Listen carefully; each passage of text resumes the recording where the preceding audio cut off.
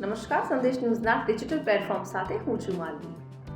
હું તમને એમ પૂછું કે ટેકનોલોજીની દ્રષ્ટિએ કયો દેશ સૌથી આગળ છે?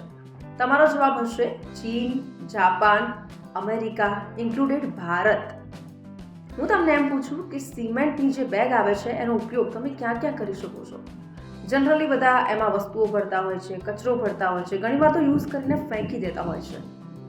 પરંતુ હું વાત કરી રહી છું એવા દેશની, વિશ્વના, કે જ્યાં આ જે સિમેન્ટની બેગ છે એનો ઉપયોગ ટેકનોલોજીની દ્રષ્ટિએ અદ્ભુત રીતે કરવામાં આવી રહ્યો છે. હું વાત કરી રહી છું તાન્ઝાનિયાની, કે જ્યાં વિદ્યાર્થીઓ આનો બેકપેક તરીકે ઉપયોગ કરે છે. તાન્ઝાનિયામાં વીજ પુરવઠો છે જ નહીં. અમુક જેવા ગ્રામીણ વિસ્તારો છે ત્યાં વીજ પુરવઠો નથી અને એટલા માટે ત્યાંના બાળકો છે એ રાત્રિ દરમિયાન ભણી શકતા નથી. અને એટલા જ માટે એ લોકો ઉપયોગ કરી રહ્યા છે શેનો? તો કે સિમેન્ટ બેગમાંથી બનાવેલી જે બેકપેક હોય છે એનો ઉપયોગ કરે છે. કેવી રીતે એ પણ હું આપને જણાવી દઉં.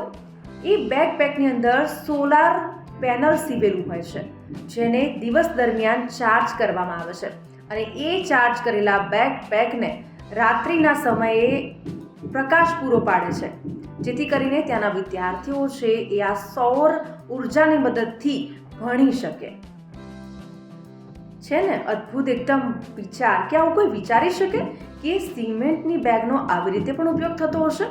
બોલો, તાન્ઝાનિયાના લોકો કરી રહ્યા છે. આ ખૂબ જ ઇનોવેટિવ વસ્તુ છે, ખૂબ જ અદ્ભુત. મેં તો જ્યારે સાંભળ્યું ત્યારે મને પણ નવાઈ લાગી કે શું આવી રીતે રિયલીમાં સિમેન્ટ બેગનો ઉપયોગ થતો હશે? તમને શું લાગે છે? ભારતની અંદર પણ એવા કેટલાય જગ્યા છે, એવા કેટલાય ગામડાઓ છે જ્યાં વીજ પુરવઠો નથી, યા તો પછી રાત્રિના સમયે લાઇટ્સ જતી રહે છે. તો ત્યાં આ ટેકનોલોજીનો ઉપયોગ કરવો જોઈએ કે નહીં? તમારું શું કહેવું છે? કમેન્ટ કરીને અમને ચોક્કસથી જણાવજો.